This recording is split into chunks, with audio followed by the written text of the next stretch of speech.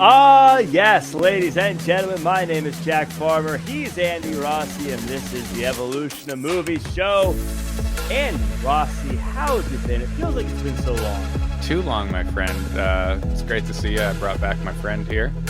Brought back the mustache. It's been since 2008 or 2007, I believe, that we've seen each other. Now that we are here in 2008, but we didn't get to 2008 alone. No, we brought a friend. Ladies and gentlemen, I am very excited to bring with us actor, writer, DJ, David Newton. David, having some lighting issues. Hold on a second. Exactly the reason why I got up earlier. Jack, I bring a level of professionalism to your podcast. I appreciate that. I saw you guys and how amazing you look with your lighting, and I figured I better get a jar full of glowworms, and it's just not working for me. Hold on. It takes a special person to lower the standards of this show, David Newton, but you've found a way. Okay, I've got it. I'm on. So bring him back on. Thanks for joining us, David. How are you? Well, as you can see, I have my life fully together right now. Well, I appreciate you being on. I'm excited to chat about this movie with you. And for people who are new to the show, This is the Evolution of Movies show. And what we do is we watch a movie and then we talk about it book club style, but we call it the Evolution of Movies because we always pick a movie that came out 1 year after the last movie we watched. So we started in 1980, then we went to 1981, 1982. Now we're all the way up to 2008.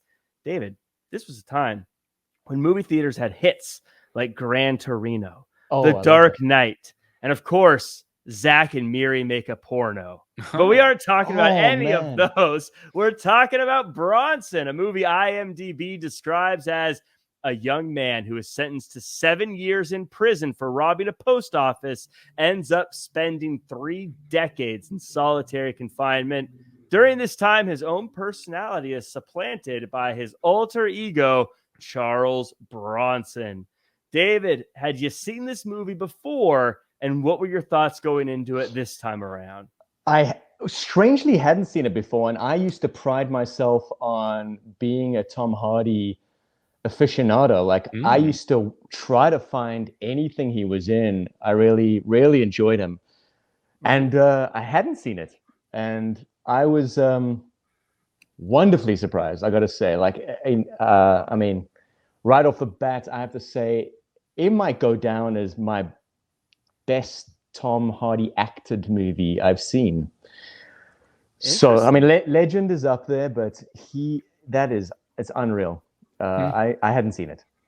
Well, something we like to do with this show, David, is we play a little game to kick things off. What's going to happen is Andy's going to guess the Rotten Tomatoes score for this movie. Okay. And then you need to guess if the actual score is higher or lower than whatever Andy guesses. Okay. All right. So the Rotten Tomato is usually audience. No, this is the critics-based version. Critics-based. Okay. Yes. Yeah. Should always make that clear. Yeah. Those critics. You'll know this is not a very professionally run show, David. What are you talking about? Andy, what do you predict or what do you guess this movie going up against movies like Zach and Miri Make a Porno? Yeah. What do you think critics rated Bronson? Yeah, and The Dark Knight. I mean, The Dark Knight was so epic. So what tough competition. But Tom Hardy's co-star, I think, really upped the numbers here. So I'm going to say, man, because it's good. And critics probably like movies like this because it's kind of out there. I'm going to go high, but I'm not going to go that high. I'm going to go, say, 75. 75, David. That is a pretty solid number there. But do you think that critics rated this movie higher or lower than 75? Well, strange. I put myself in Andy Rossi's mind while trying to guess that, and I landed a couple points higher. Not much. I think I landed around 78. So that's my guess. A little bit higher. So a little bit higher. Andy, you guessed, what was your guess again? 75. 75. David, you're saying 78. Rotten Tomato has it sitting at 76. Oh my gosh. 76. Wow. You guys were very close to the number. David wins, though. He said higher. No, that's actually Price is Right rules means you win. You can't go over. That's oh yeah, because he said 78. Yeah, okay. Yeah, I should have just said higher. I should never have tried to put a number to it. I think that's the closest I've ever gotten. Yeah, you were very close. Usually you're way off. You're terrible at this game. but today. So I gotta say though, going into this movie, I saw it like on Netflix or whatever when it first came to Netflix. I didn't really remember it, so I was very interested to go back and see it again. I'm gonna be honest with you, I did not enjoy this movie that much. Wasn't that into it. You see, didn't really like it.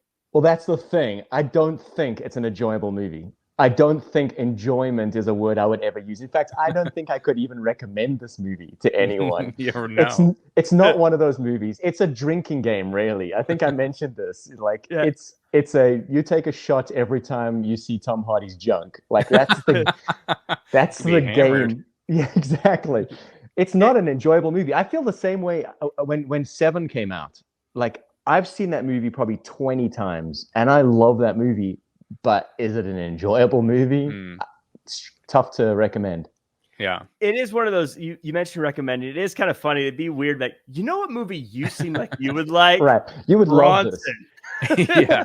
It's like Requiem for a Dream. You ever seen that? That's like, ugh. But Andy, I want to know your thoughts on this movie. The thing that got me about this movie, the reason I didn't like it, is it felt like it was just kind of all over the place. I didn't feel like there was an actual like cohesive story told throughout. This was one of the, and I've seen this before. This was one of those movies that I did watch and also follow along with Wikipedia because I'm like, I'm not sure I know what's happening. And then I started reading about the real guy, so I was like kind of interested in this. But yeah, it was just kind of like, is this in his mind? It was kind of all over the place. But I like the way it was shot. Like cinematography wise, it was a very cool looking film. But yeah, it definitely was kind of like, I like, no way would I tell like, my parents, check this out. Right. Well, maybe my mom. Hey, mom. Well, sorry. It's funny that you say you followed along with Wikipedia. You obviously did it the civilized way. I ended up tumbling down a rabbit hole and falling onto a Hollywood's list of smallest wieners amongst actors. God.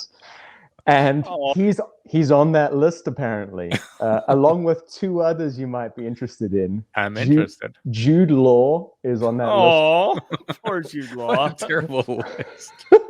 And I can't remember who the third one was. It'll come to me, but I can't remember. But that's the level of sophistication I bring to my movie reviews.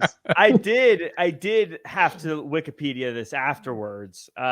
Because I was interested in how accurate this whole thing was.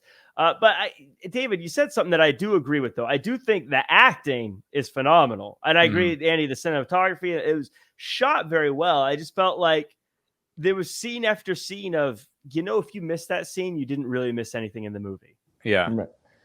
It took a while to get going. Yeah. I got the feeling that the movie was like a pantomime. It was more like it's really just one idea, and we're going to make an hour and a half out of this one idea. That there's this, and something I picked up is that every time visually a scene was harrowing, they would have very din din din din din din din din music, or they would intro something. It was always juxtaposed stuff to help you kind of get through it. They weren't trying to drive home just the graphic nature of what you were seeing. They would often clown it or pantomime it a little bit, And I think that maybe that's, I have some thought. Well, as we get through it, I'll kind of break down some things that were issues with me. But again, acted well, presented well. If this was a demo reel for someone, I'm sure Tom Hardy would be able to get a job. Oh wait, he did. His career took off after this. Right. Yeah. But let's talk about the movie. And before we get into it, I always like to say thank you to everyone who is listening on Spotify, listening on Apple, listening on iHeartRadio, listening and or watching on YouTube. You know the drill. Like, comment, share, subscribe, 5-star review. It's what I do it for. If I don't see those 5-star reviews, I can't eat. You got to give me the 5-star reviews. Let me eat. He's hungry. So I can then use those to trick someone to sponsor us and give us money. Or just eat the stars. Or just eat the stars like Mario. Actually, I guess Andy's the Mario of this. I was gonna say. And if you're on the audio version, you don't see what we're talking about. Too bad. You don't get to know. I'm not going to explain it to you. So let's talk about this movie already. We start with no sound. So I turn up the volume and Tom Hardy yells at me that his name is Charles Bronson. So I turned the sound down. Then Bronson let me know he wanted to be famous, even though he can't sing or act. So he shadow boxes naked in the cage until a team of guards enter and Bronson makes a strong effort in fighting all of them. David, this is the opening scenes of the movie. Yeah. Tell us about the world that we are going to live in and the characters that inhabit it. Well, that's exactly it. You get catapulted into this world and you get told the door you're entering in. And the door you're entering in is a person who has zero to offer that fame usually gets given to, but he desperately wants the fame. So instead of fame, he trades it for infamy. He can't sing, he can't act. In fact, he can't do anything that we would call being an influencer these days. And so he just decides he's gonna do something. He's gonna be known for dumb things, bad things. And so he starts with a sawn-off shotgun in a post office, getting away with, I think I tried to count on screen. He says, this is what we got away with. It was like 52 pounds and change. And that started his 7-year prison sentence, which I think it wasn't extraordinary enough for him. 7 years is still a life not extraordinary enough. And so one thing leads to another of becoming this, as you said, alter ego, Charles Bronson, who desperately wants to be known in the prison as the most dangerous prisoner. And then, of course, throughout Britain. Yeah, Andy, this is, we get started and they throw us right into the lion's den, so to speak. I mean, you are in there with a caged animal, it feels like. When you're seeing this, and you'd see this before, what were you expecting of Bronson in this character? What kind of journey did you expect to go on with this guy? I think they definitely let you know, this is the type of movie you're about to watch. So right. I guarantee anybody that has watched this since, Tom Hardy's such a big name now is probably went I don't know if this is going to be my type of film. So yeah, it's gritty. He's naked. There's weird lighting, and he's like an animal. You're actually sort of I'm watching it. I'm like, man, he's about to murder someone. This looks like he's like a rabid animal, like a beast, coming out. So I actually thought the movie was just going to be him.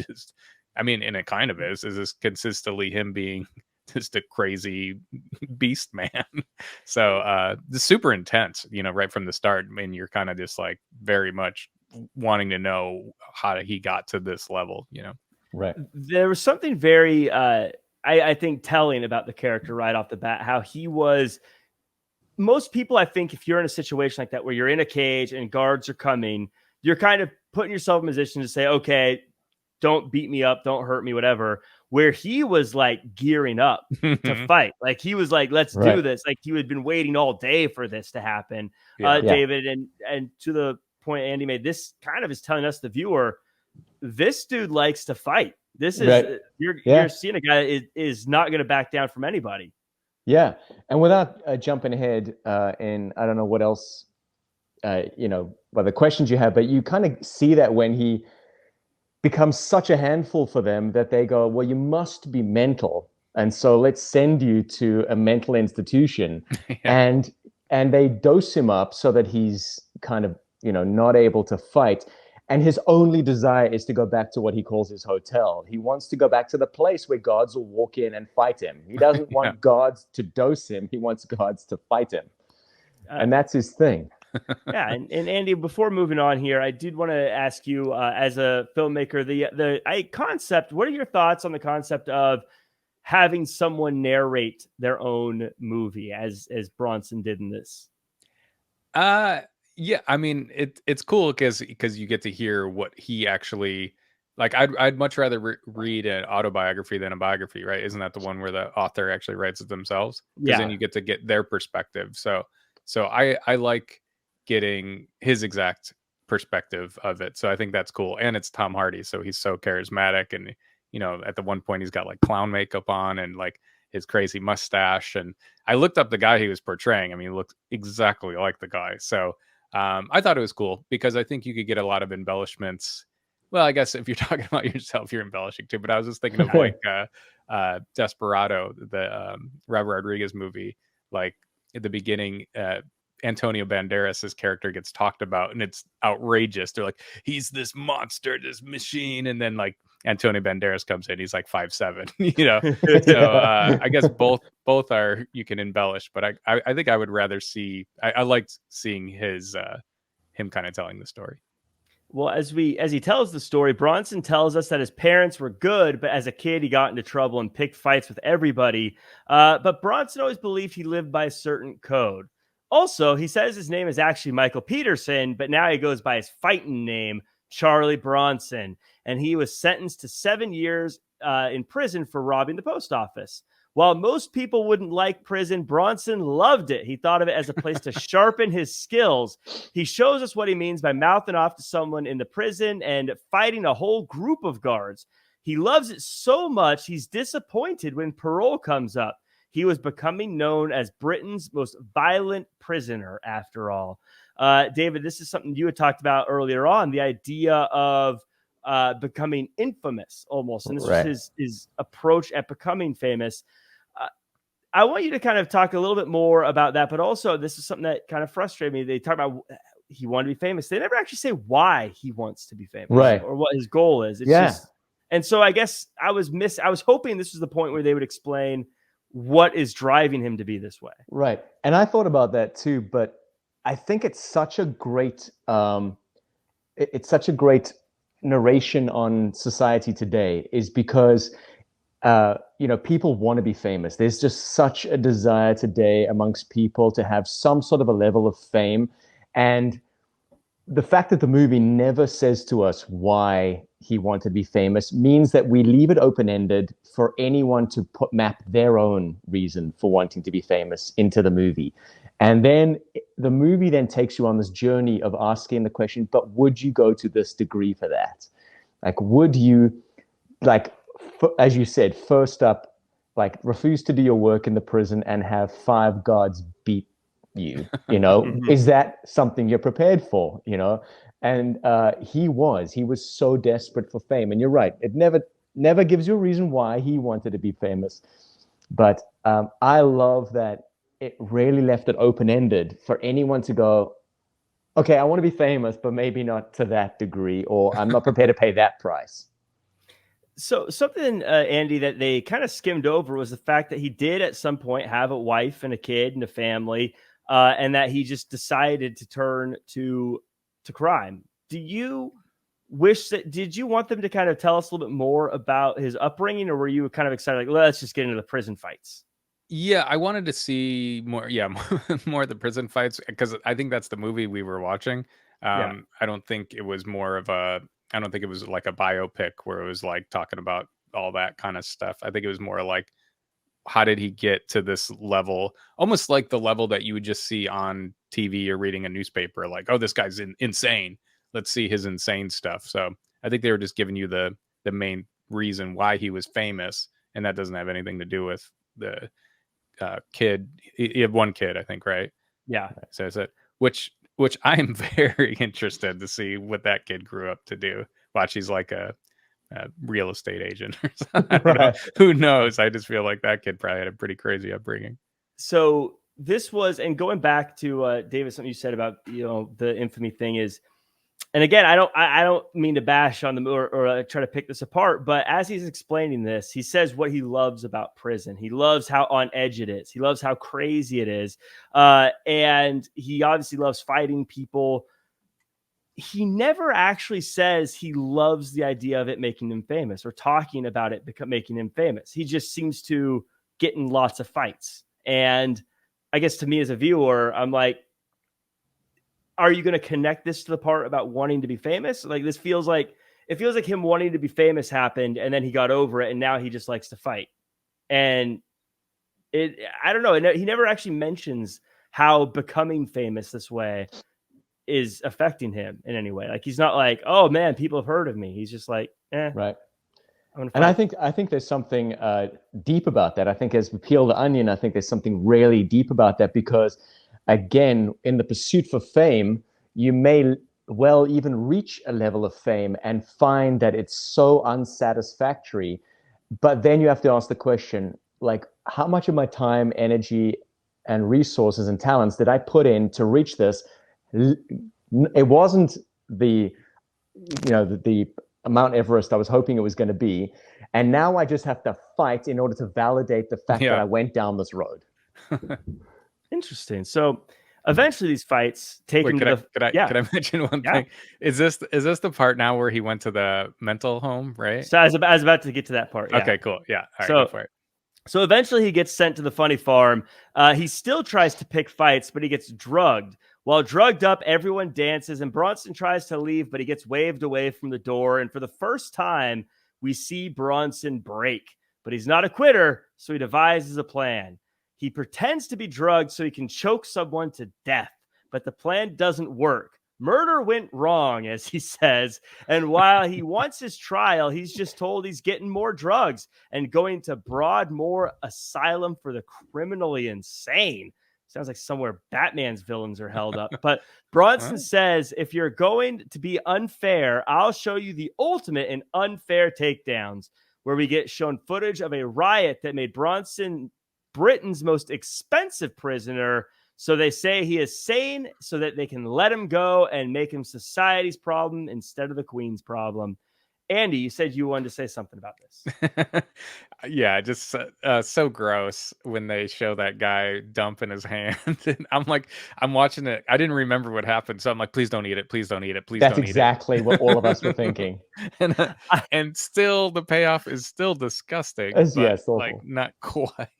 I love that you said that because my notes say, ask Andy about the guy painting himself with poop. It's so gross. I don't think we ever do we see that guy again, or is that kind of just his only part? You just see the poop hand and but yeah, it's a good way to show where he's going though. He's going to you hear of like Jackie calls it the funny farm. You hear of what is it? One Flew Over the Cuckoo's Nest. Like those people that's where he's going. He's going with the crazy of the crazy. So and that dance party scene is so funny to me. Like I was just watching that going like, oh, this is really great acting, because they were all like, they looked insane to me, that's for sure. Yeah. So, that was definitely a part I was wondering, is this in his head, is what I was thinking when I was watching that part. Because he was on drugs and everything else. David, I want to talk to you about the footage at the end where they were showing what looked like real footage of what happened with the Broadmoor Asylum for the Criminally Insane. Right. I love that they mixed in what I'm assuming is real footage. Real footage, yeah. I love when they do that. There's, especially when you are going to, as Andy was saying in the beginning, like when you're going to watch something semi-autobiographical and you're going to be bringing in something that you're saying based on a true story. If you get the opportunity to splice in some real footage, I think it does add a level of authenticity. And it's, again, you watch the movie very slowly broaden the gap between real and like obviously ridiculously fake. So when he's on stage as this, entertainer clown, doing his whole thing in front of civilized society, which is what essentially that's showing. Like, here's civilized society laughing at this idiot who's like, trying to be famous. And then, so you're taken on that crazy journey of like, this is ridiculous, it's not real. And then boom, you're brought back home like, oh, hold on a second, here's some real BBC footage of what must have happened. But very smart. Cool. But that also, again, I'm going to drive this point into the dirt here. But again, while he's talking about, like, he's upset about not being able to go back to prison because he wants to fight people, not that he wants to be famous. But then I see this old footage and he's up on the top of the building holding up the peace signs that he did a couple times in the movie.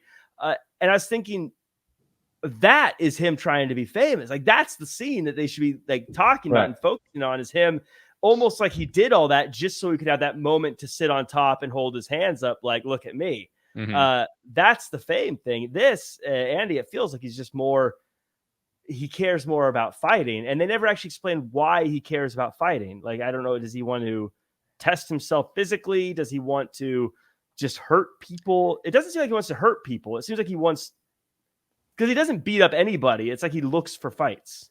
I feel like he looks for authoritative figures because they show him in the flashback when he's a kid. He beats up his teacher. It's the teacher with the desk. So I think, and then, it's crazy to be like, to almost, sympathize is the wrong word, but when he chokes out the pedophile guy, you're kind of like, get him, Yeah. So at least he's like going after people like. That's always the interesting thing in movies when, your protagonist is the villain. And so there's this sort of contract we have with the television or the movies that whoever you show us as the protagonist is going to be our adopted hero. And so essentially they wanted to pepper in things of like, let's make him nice for a few times, Well, and like I said, he never actually does anything. I mean, a few times, I guess, but for the most part, he doesn't, unless he has to, do anything to hurt somebody that doesn't, like, unless someone's going to fight back or something. There's a few times he does. For the most part, it's not like he's not as wild. It's like he kind of, this is a person, like Andy said, either authority or it's guards or someone who can take him. He doesn't just beat up weaklings, for instance. Right. And I thought about that, with just going back to your original question about like he never actually, when he gets his moment of fame, but then he goes back and he wants to keep fighting. And what's the kind of reason for that? And to me, what it was is I think it's kind of smart, him understanding how the world works. Once you've reached your 5 minutes of fame, you're going to be replaced by the next story. So unless he gets back to prison and he continues to fight, his fame will end at that new story. So by continuing the fight, but he knows that the fight is going to come at a cost. I think it's less about him beating up people and more about some inner thing of believing he deserves to be beaten up. And because it's one thing going a one-on-one boxing, like when he was taking on those people in the bare knuckle boxing matches, you just thought like, this is unfair. We've seen him take down 6 guards with batons before. Like, what's he doing with one guy at a time? But the fact that he knows when 6 guys walk in, he's like, okay, butter me up and let's do this, Literally. Yeah. But you talked about the outside. So after this, he gets let go. And now that he's free, Bronson goes to his parents' house and finds all of his stuff is gone. So he goes to Luton to see his uncle Jack. And then at a strange cocktail party, Jack tells his pets that Bronson will be staying with them and sends Bronson off to go see Bronson's old prison buddy, who tells him he'll make a lot of money fighting. Bronson goes full Lionheart and beats up dudes, teams of dudes, and even dogs. He confesses his love for a girl he's been hooking up with, and she says she's got a boyfriend. So he robs a jewelry store and proposes, even though she keeps the ring, the jerk. She says no, and Bronson goes back to prison for robbery. He was out 69 days, they say. Andy, this is where, again, you could have started the movie with a 5-minute intro saying Bronson picked a lot of fights in college or picked a lot of fights in prison and got released, and then started with him getting picked up by his parents, and you didn't really miss much. Yeah, this felt like I've said this before where I'm like, this is where the movie starts. I feel like it kind of does right here. Yeah. You're kind of like, this is where it's like, you're getting like the story and you're watching before it's him almost like telling, a lot of backstory, where this is like you said, it is so much like Van Damme and Lionheart. He's fighting guys in different places.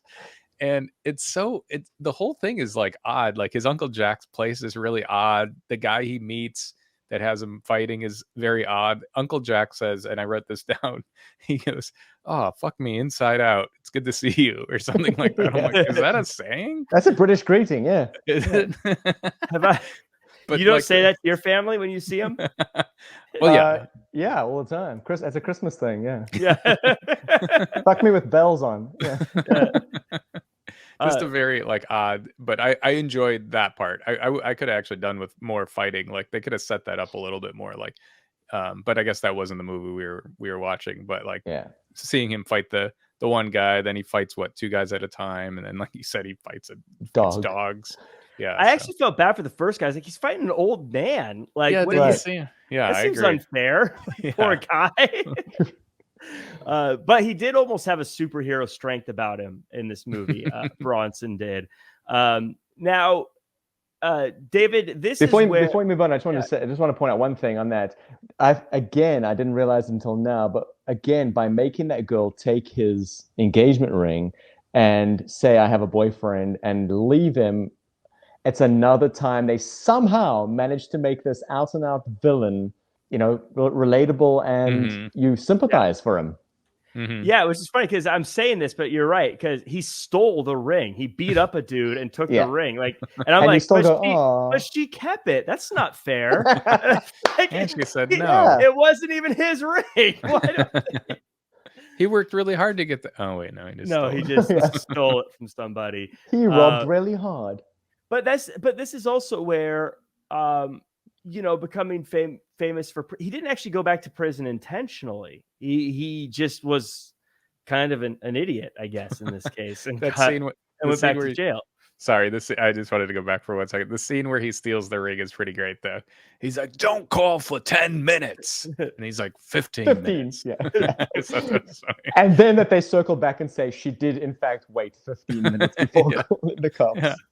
I mean, whatever it's worth, I would wait 15 minutes. Yeah, I'd wait 20 just to be safe. Or not at all. But yeah, I actually really enjoyed it. I wanted to see this. Maybe just because I like Lionheart, but I kind of wanted to see more of him just taking on fighters around the country. And I was thinking, Andy, I know you're a big MMA fan. It's almost a shame Bronson didn't live later in life, because if MMA was something he could have taken on, he probably would have been great. Yeah, he could have made a little side career out of it. Yeah, in fact, he later goes on to be an MMA guy in a different movie, Warrior. Ooh. Warrior, yeah, great. Yeah, that's a great movie. Because that's Bronson. Bronson is still... Once you're an actor is like the same person in every movie to me. I'm like, oh, wow. Bronson, he's aging well. But this was definitely the most, I thought, different part of the movie. This little middle chunk here when he was out of prison is where it all felt very different. Can I mention one more thing? Sorry. I just remembered the girl that keeps the ring. She says, well, she's like, I have a boyfriend. His name's Brian, and he has a motorbike. Yeah. I just thought that was funny. Like, why did she mention that? I was totally thinking when she said that, I was like, oh my God, he's going to kill Brian. Oh, for sure. And steal his motorbike. That's what I thought for sure. And I was thinking, I felt bad for this character. We never even saw. I was like, imagine you're just living your life, and not only do you find out that your girlfriend's been cheating on you, but the guy she's cheating on you with beats you up and takes your motorcycle. Like, what a bad day. She gets away with the ring, and you get your motorcycle taken. Like, what? That's not fair. Poor Brian. Brian. Poor Brian. I'm here for Brian. So anyways, Bronson goes back to prison. Yeah. And in prison, Bronson kidnaps a librarian, and eventually a phone is put through the door. They ask what Bronson wants, and Bronson asks what they got. Bronson eventually hangs up on the prison governor and greases up to fight everybody off. The governor tells a beaten down Bronson that if he doesn't change, he'll die in that prison. This is, David, this is where I think there is some really great character development standpoint for Bronson. First off, when he kidnaps the librarian, because he doesn't hurt the librarian. And you can tell, he yells at him, but you can tell that he's not interested. And this is kind of something I said before, but he's not interested in just attacking people and just hurting people. He wants the fight. Right. And I think to Andy's point earlier, I found it very interesting that the librarian even just moseyed into his cell and was like showing him books with not a care in the world that he was going to get abducted or beaten up in any way. Because I think it was established that he just likes to beat up guards. Like it's the authority figures he likes to have a go at. But the thing I got most about, and this is not connecting what you said earlier about him having this career as an MMA fighter, why I think he would be so great in that arena. And it reminded me of that Rocky quote where he says, it ain't about how hard you can hit, it's about how hard you can get hit and keep on coming. And I feel like that's what his strength was. Like he was so not like stopped by pain. Like he was like, okay, butter me up. I'm not doing this to see if I can beat whoever comes in that door. I just know I'm going to get taken and I'm not going to go down. Right. And it's unreal. I definitely had this feeling when like they first walked in after he's all greased up. I was like, my first thought, if I was one of the guards, like, man, like you have to do. No, I thought about the actors. I thought about the actors who were cast in the movie. By the way, you're gonna have to fight Tom Hardy. Great. By the way, he's gonna be stark raving lunatic, naked, and buttered up. Oh, okay. I'm gonna need to phone my agent for this one. And why didn't they just kick him in? I would have kicked him in the balls right away. Right. Like it's just swinging around, just boom. Did they not have tranquilizer guns or anything? Could they not just put like the little gun through the hole and go? Yeah, you would think. Yeah, Jack, that's why you didn't write the movie. Yeah. Then we don't have a movie. I would just stick a little cattle prod in there and shake it around until I got him.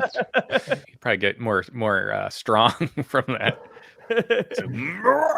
Yeah, I feel like he would just grab it and while he's getting shocked, pull me in through the yeah. Well, there's an idea for MMA. You put guys with belts on with like cattle wire around its edge, and if you happen to hit them in certain places, you get shocked. You know. I thought you were gonna say you just grease everybody up, or against the fences. Grease them up and put the fences. Yeah, we're just slipping around. I feel like that's the Thunderdome. This is, David, though, another moment. There's two big moments where I feel like Bronson gets kind of broken. And this is the other one where he's bloodied up. He's got that gag in his mouth. And the governor says, you'll die here if you don't change your ways. This is one of the moments that actually changes Bronson. And your thoughts on kind of this is the pivotal moment.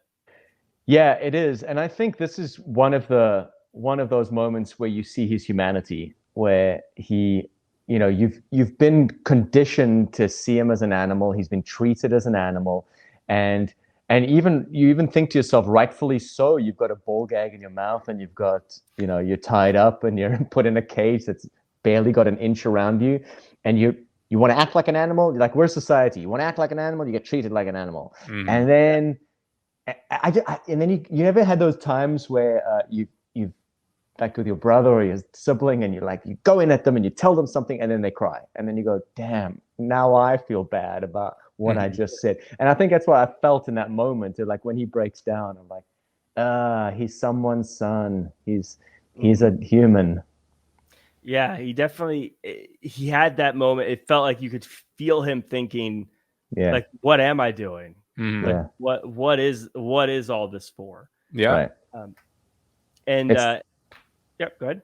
Yeah, no, it's the once again coming back to the futility of fame. Like, it's wanting the fame for the fame's sake. Like, if he had nothing to use his fame for. Some people want fame so that they can have a platform to do good, whereas his fame was for the sake of not being inconsequential in life. Like, he just didn't want to be forgotten. It reminded me of a scene. It was a great scene. In fact, I did think about this while watching the movie. There's the TV show House MD, and there's this one episode where this street guy, old guy, played by an actor we all know, I can't remember his name, but he's dying of cancer, and they want to give him morphine at the end to kind of like, this is your last night, you're going to die, you're not going to make it through the night, but let's give you morphine to make this a peaceful way to go. And he said, no, I don't want it. And she's like, why? He says, I need someone to remember me. Like, he had nothing in life. He had no family, no nothing. And he said, if I suffer through the night, rightfully or wrongfully, you'll never forget me. And I just need someone to remember me. Wow. And I feel like Bronson had a bit of that. Like, I have nothing else going in life, but you will remember me, even if it's for the wrong reasons. Yeah. Well, he kind of takes the governor's advice, because as we kind of round out the movie, Bronson starts drawing, and he starts chatting with the art teacher, who finds his work interesting. The teacher tells Bronson to find a small piece of him that doesn't belong in prison. And Bronson starts committing himself to creating art, and even makes some for the governor, but the governor never even looks at it.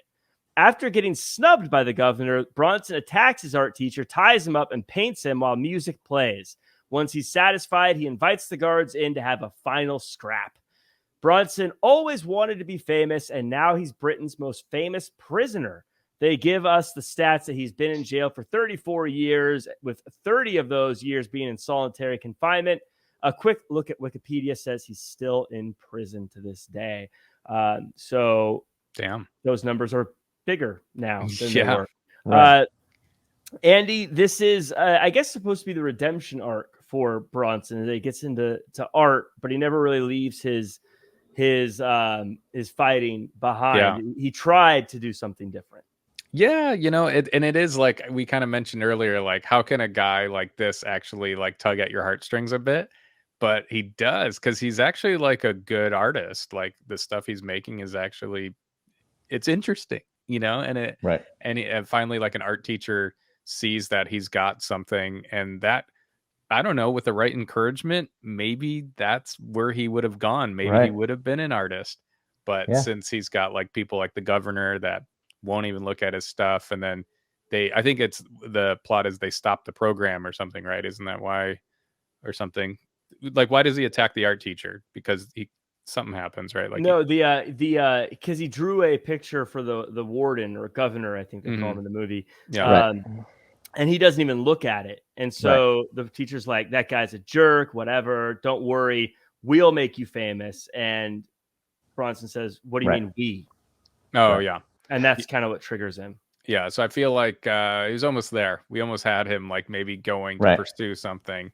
And then, you know, it just goes back to, I don't know, you can't really change your past, I suppose. So he's still kind of an animal, you know? Right. And we tried to make him to be like he's an artist, but can't I don't know, there's got to be a quote there. You can't take the something from the something, but for him, you can't take the beast out of jail. I don't know. But, you know, he's still a crazy person. But that last scene is pretty epic, I think. Like, just him getting ready for that final kind of run there. Yeah, getting some painting in before the fight. Mm-hmm. Yeah, I really found that last scene very interesting. What you just described, Jack, because you know you to have someone say to you, "Find that one part of you that doesn't belong in prison," is such a big thing, because if you get your identity is that I belong in prison, whether you want to or not, your brain tells you, I deserve to be here. I deserve to be here. I deserve to be here. Who I am deserves to be here. And someone told him to find the smallest part that doesn't deserve to be here. And that's the part that he can call good. And so he chooses to believe there's a part of me that is good. And I'm going to pour that into some art. And then if you notice the scene where he gets taken to the warden, it's very much like I'm a child going to a father figure. And I'm going to get my dad to look at my picture and maybe put it on the fridge. Right. And he doesn't. And that just reaffirms to Bronson again, I'm not that guy. I'm not good. I'm bad. Let's just go back to what it is I know how to do. It's just me. Yep. And I think that's why it's just me. When he says, we will do this, he's like, there's no we. There's just me. I'm going to fight. And that is all great. I agree with it. I think that's a very powerful thing. My frustration with the movie is that this came an hour and 10 minutes into an hour and a half movie. Right. And everything we're talking, like, I guess, and look, it's a short movie, so I'm not saying they should have cut it down, but like just about everything that happened outside of prison was irrelevant. You could have just started with him going to prison for robbing a jewelry store, and the story is the same, I guess. Again, I like the acting. I like the way it was presented. I feel like it was done really well, but what changed? Like nothing changed. Like there was no character development in Bronson. I feel like there's no full story. Like, I didn't see why he wanted to be famous. I didn't see why he wanted to be an artist. I didn't see him change through being an artist. I didn't see him ever have that moment of like, oh, I can't live on the outside. I have to be on the inside. There's nothing that really, it felt almost like a bunch of just little things put together that didn't necessarily lead anywhere for me. It was definitely like one of those things where you go, oh, remember that part in Bronson? That one part in Bronson? Yeah, because it was like the part where he's street fighting. You know, that was fun to watch. The part where he's fighting and dancing at the insane asylum, you know. Right. Those are some good parts. It's very interesting because, you know, there's no, as you said, Jack, there's no character arc in this. And the kind of the character arc does depend on whether there was an actual character arc with the real guy. Otherwise, you'd have to fabricate one. And if the guy was determined not to have some sort of redemption story, like I became a famous artist, poured that in, or I started working with underprivileged youth, or I opened a gym for kids on the street, like there was no redemption story, and it wasn't trying to be. And I think this is what is so disturbing about the movie. Movies, if you take a look at stories telling around the world, different countries tell stories with an emphasis on different things. And mostly in Western storytelling, it's good versus evil, good wins. That's generally the storyline. And here, there's none of that satisfactory redemption full circle in this. And that's what makes us feel unsatisfied. But why it's so unsatisfying and unsettling, I think, is because it mirrors real life so much more. Real life isn't always about a redemption story. Yeah, especially like Jack said, he looked it up and he's still in prison. Right. Yeah. I don't watch movies for real life. I watch them for... I want to see Bronson blow something up and then run as it's exploding and dive out the window right before the building blows up behind him. And he did in Charles Bronson. Yes. But like I said, I feel like I would have rather they picked one of the things and just like focused on that a little bit. Like I would have rather seen this movie be about him trying to give up his old fighting ways to do the art. And then even if it ends the same way with it not working, seeing that the character try to change, or see him trying those 69 days, seeing him trying to live a normal life without prison and how hard it is, or him telling me like what part of fighting he wants to like I guess that it brought up all these things about who this guy could be or is, and it didn't answer. I feel like I didn't. I feel like I went on a long drive, but I didn't go anywhere. You got the Access Hollywood version of, where you just see like the main thing that he's known for. It's like, here you get to see some of this, but you don't get to see anything about why he's doing it, where he's coming from, And to play devil's advocate, Jack, for a second, which I know you love to do with everything I ever say. Yes. Yes. Not always. I don't know. See what I mean? Yes. But to play devil's advocate, like you just ran a list of all the things you would have wanted to see. I would have loved to see him use his scrappy, crude fighting skills to become a genuine civilized fighter, like, and to put it into a nice little civilized box. I want to see him maybe, conform with societal norms of morality, or and this is a story that I don't think wants to give you that on purpose. To make you feel unsettled. Take a look at how many scenes make you purposely feel unsettled. They didn't need to have his willy hanging out in scenes, but it makes you feel unsettled. They didn't have to show you what the guy was going to do with the poop. Yeah, but it's an unsettling movie on purpose, I think. This is my final run at it, and then we'll do our wrap ups. But for a guy who wants to be so famous, he seemed very content in isolation, which doesn't make sense to me either. Yeah, it's a great oxymoron. Well, I wonder if he's just that smart where he's gonna, like, to me, looking at that thing that says 30 out of 34 years you're in solitary confinement, that's a bad mother effer right there. Like, maybe is he that smart that he's like, hey, if I'm doing the worst of the worst, I'm going to be even more, famous. 30 years all by yourself. And also it kind of makes you think about, well, you put people in solitary confinement for two reasons. One, to separate them out from hurting or get hurt by Gen Pop. But the other is like, we're society built people. So to be isolated is a form of torture, as a form of like discipline. And you're supposed to break eventually and go, okay, never send me back there again. I'll behave myself. And it absolutely didn't work with him. Gen Pop, by the way, my favorite form of music.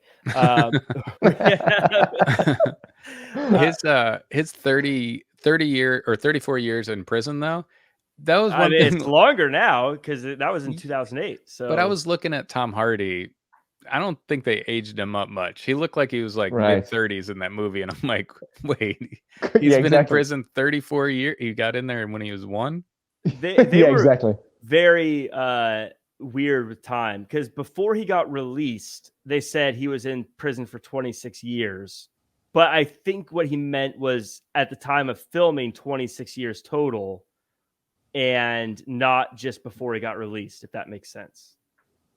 And I mean, not to be that production person or that director person who's like, okay, so first of all, I was amazed that they shot this movie for under $250,000. Like the entire movie was shot for less than $250,000. That's amazing, and that's really including good. Whatever he's worth as an actor. They spent more on Scorpion King, way more, way more. Like, spent more on the Rock's hairpiece. I'm not even joking. Go watch Scorpion King and tell yourself they spent like $16 million on Scorpion King, and this was only 250,000. That's wild to me. Yeah, right. That's which shows what incredible acting can do, because that could have easily not been carried well by a mediocre actor. But what, again, my continuity brain's telling me is 30 years in solitary confinement, and he managed to keep a completely bald head the entire time, or like just the beard, the shaved, completely. Yeah, I was thinking, like, who's giving him razors to shave? Right. Exactly. Crazy to me. Let's give the fighter guy some razors.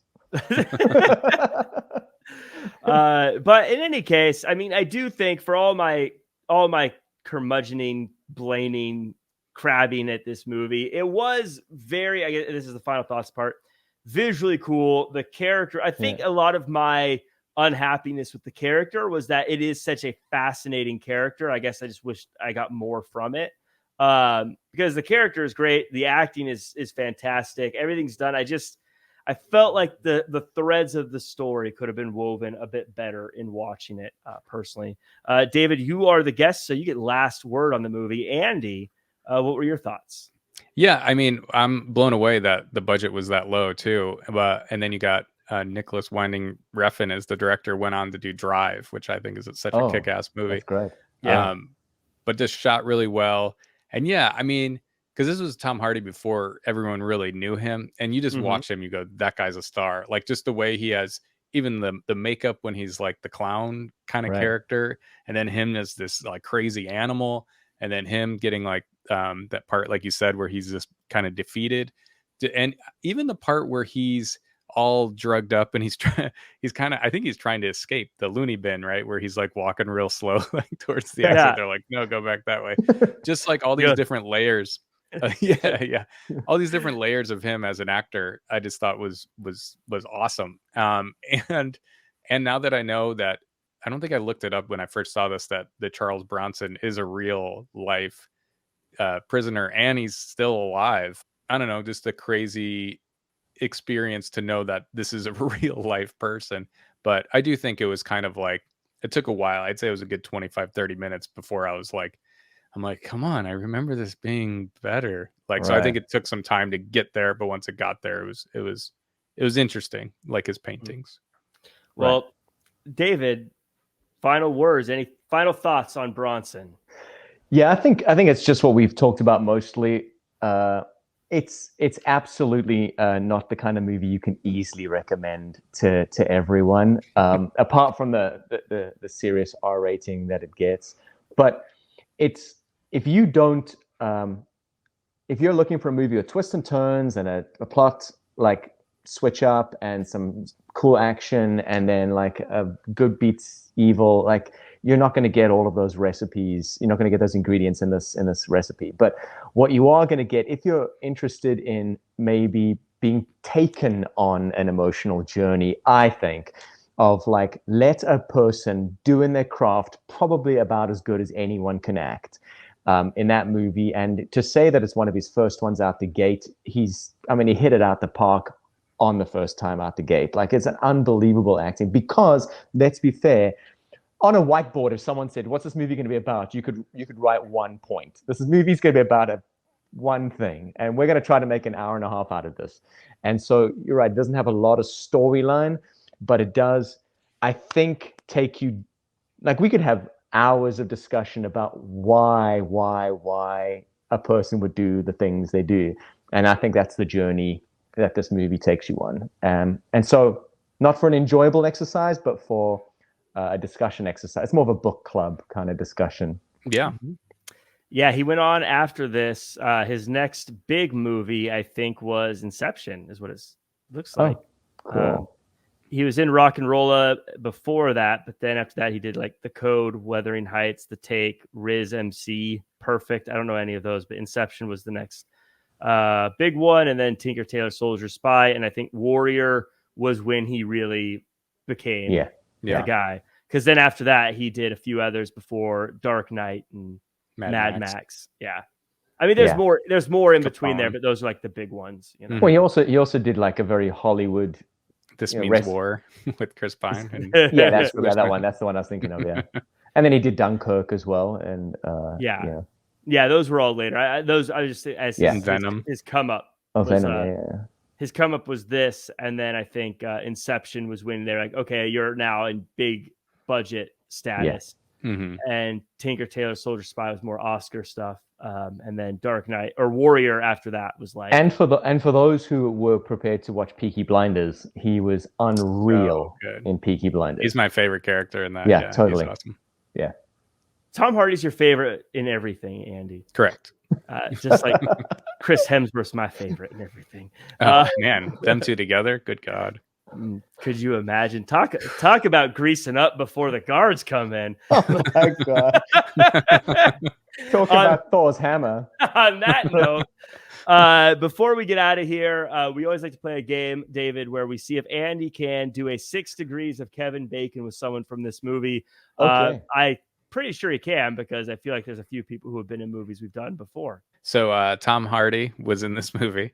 He was in, I'm going to do Revenant with Leo DiCaprio. Oh.